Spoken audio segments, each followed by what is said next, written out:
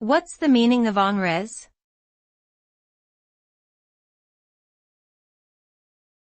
Angrez.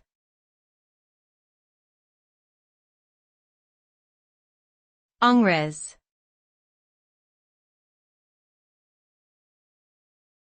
Angrez.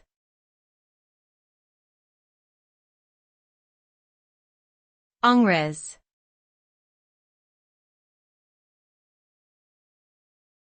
Angrez.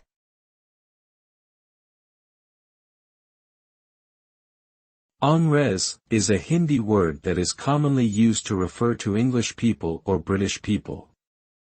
It is derived from the word angrez, which means the English language. The term is often used in a colloquial sense and can sometimes carry negative connotations, particularly in the context of India's colonial past. In summary, angrez essentially refers to people of British descent or the English language and may carry varying degrees of meaning depending on the context in which it is used.